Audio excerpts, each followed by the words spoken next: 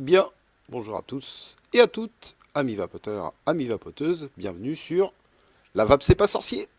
Alors, aujourd'hui, petit test de la Tesla Invader 3, petite box électroméca, pas d'écran, pas de fioriture, on l'a reçue ce matin, donc on va vous faire la revue tout de suite, on va vous la déballer et vous la montrer immédiatement. A tout de suite.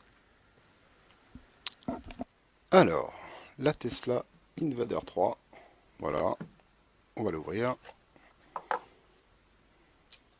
voilà, petite bête. Hop, ça, on n'en a pas besoin.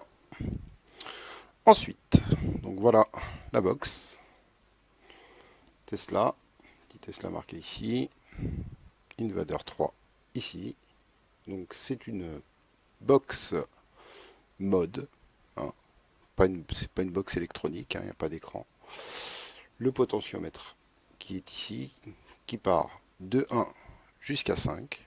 On vous mettra dans la description YouTube le wattage, pardon, le voltage que ça vous donnera directement avec le potentiomètre en vous mettant sur le 2, le 3, le 4 et le 5.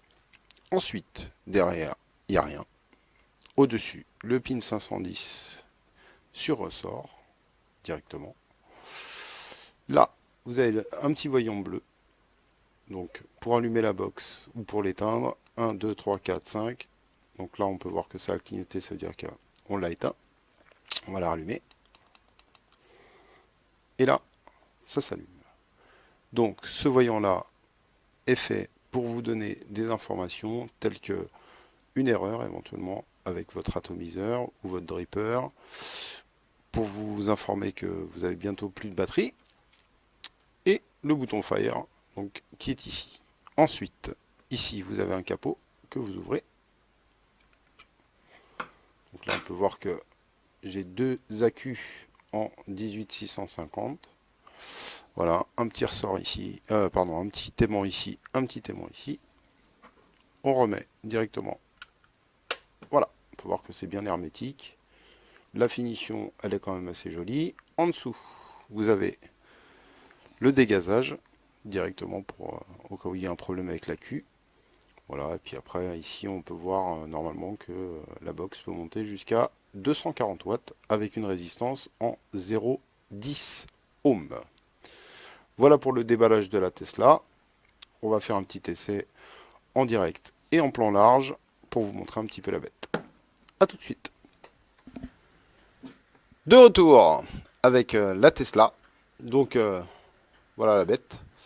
Avec un petit atomiseur Serpent Mini en 25 mm. Donc on peut voir qu'au niveau du dépassage sur les bords, il n'y a pas trop de dépassage avec un 25 mm, donc c'est quand même assez plaisant.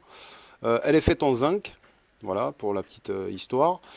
Ensuite, le petit plus de cette box, en fait, c'est quand vous l'allumez ou quand vous l'éteignez directement ici, vous avez la possibilité, si vous voulez, d'avoir la sécurité. Donc, quand on l'éteint, on le met dans le sac, on le met dans la poche. Il n'y a pas de risque que ça se mette en route automatiquement comme certains modes méca qui n'ont pas de sécurité. Et ensuite, vous n'avez plus qu'à régler la puissance avec le potentiomètre ici qui vous fait monter en voltage, on baisse, on descend selon ce que vous avez besoin. Donc en l'occurrence, moi pour le coup, je suis en 0,30 au niveau de la résistance, je suis à 1 sur le chiffre 1 au niveau du potentiomètre, et je vape à peu près à 36 watts. Donc si vous voulez monter à 240 watts avec la box, vous pouvez, il faut mettre des résistances en 0,10 ohms, et puis ça va jouer aussi avec votre batterie directement que vous avez dedans. Plus la batterie baisse d'intensité, moins vous aurez de puissance. L'avantage, c'est quand même, il y a ce petit côté sécurité. Voilà, c'est franchement une belle box. Il y a un petit peu de poids quand même, hein, on est d'accord. Il y a quand même deux accus dedans. La finition est jolie. Enfin voilà. On va faire un petit essai ensemble. Et puis, je vous souhaite à très bientôt hein, pour une prochaine revue sur la vape, c'est pas sorcier.